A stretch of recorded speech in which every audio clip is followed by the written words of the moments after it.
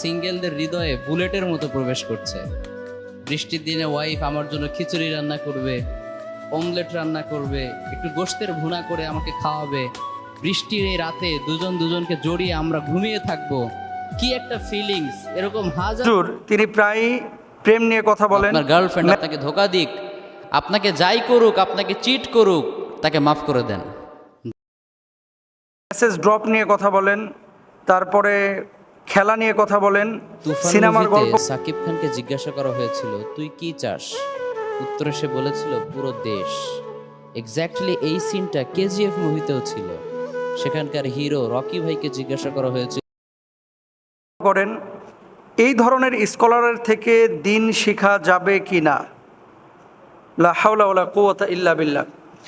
আসলে আমি সাধারণত কারো নাম নিয়ে কোনো কোথাও বলতে চাই না, যদিও তিনি নাম উল্লেখ করেছিলেন। আমি তার নামটা উচ্চারণ করে তাকে আরও ভাইরাল করতে চাই না। আমি যে বিষয়টা আপনাদের কাছে বলতে যাচ্ছি, আপনারা আমাদের লেকচার শোনেন, ওয়াজ শোনেন, আলোচনা শোনেন। কখনো কখনো আমরা স্টুডিও ভিত্তিক ইনডোর কিছু আলোচনা করি বাসায়, আর সওয়াল জবাব করি, কখনো টেলিভিশনে প্রোগ্রাম করি, কখনো জুমার খুতবা দিই। আলেমদের কাজটা কি? আলেমদের কাজ হচ্ছে আল উলামা ওয়ারাসাতুল আম্বিয়া, যে আলেমরা হচ্ছে নবীদের ওয়ারিস, তাই না? নবীরা যে কাজ করেছে আলেমরা সেই কাজটা জাতির সামনে, মানুষের সামনে স্বচ্ছভাবে কোরআন এবং সুন্নাহর আলোকে তুলে ধরবে। এটাই হচ্ছে বাস্তব কথা। এখন বর্তমানে এই সোশ্যাল মাধ্যম বা এই যুগে ফেসবুক, ইন্টারনেটে যারা আপনারা সম্পৃক্ত আছেন, আপনারা দেখেছেন যে আলহামদুলিল্লাহ এদেশে অনেক ইসলামিক স্কলার যাদের আলোচনার মাধ্যমে অনেকে অমুসলিম থেকে মুসলিম হয়েছে, অনেকে বেনামাজি থেকে নামাজি হয়েছে, অনেকে মুখলিস দায়ী হয়েছে, অনেকে তাকওয়াবান হয়েছে।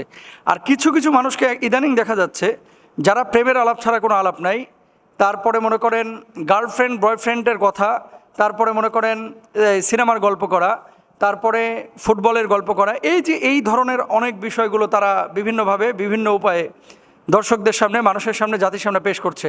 আল্লাহর নামে হলফ করে বলছে, আমি 3 বার বলতেছি, আল্লাহর কসম, আল্লাহর কসম, আল্লাহর কসম, আজকে উমরের জামানা যদি থাকতো তাহলে হয়তোবা যে অপরাধী এইভাবে ইসলামকে কটাক্ষ করছে, হাসির পাত্র বানাচ্ছে, তাকে হয়তোবা উমর রাদিয়াল্লাহু তাআলা আনহু কড়া শাসনের মুখোমুখি করে হয় জেলখানায় পুরে দিতেন, অথবা তাকে কতল করে ফেলতেন।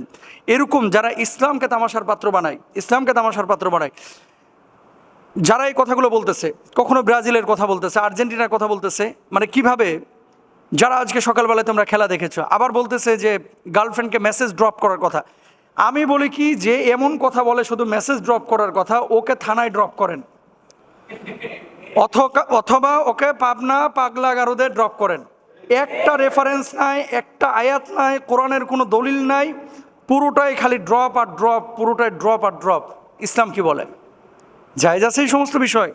আরে আপনি সিনেমার একটা কথা বললেন যে অমুক সিনেমা এই ঈদে মুক্তি পেয়েছে, আপনি যখন এই সিনেমার নেগেটিভ 4-5টা বিষয় বলবেন, অনেক শ্রোতা আছে এটা ক্লিক করে দেখতে চাইবে যে আসলে হুজুর এটা বলেছে, একটু খুলে দেখি না কি আছে আসলে, তার মানে আপনি উৎসাহিত করেছেন। আমি বলি রাসূল আকরাম সাল্লাল্লাহু আলাইহি ওয়াসাল্লাম এই সমস্ত আলেমদেরকে, দায়ীদেরকে, যারা এমন কাজ করেছেন তাদেরকে কি বলেছেন একটু দেখেন। এরা দাজ্জালের চাইতেও মারাত্মক। জোরে সোরে বলেন নাউজুবিল্লাহ।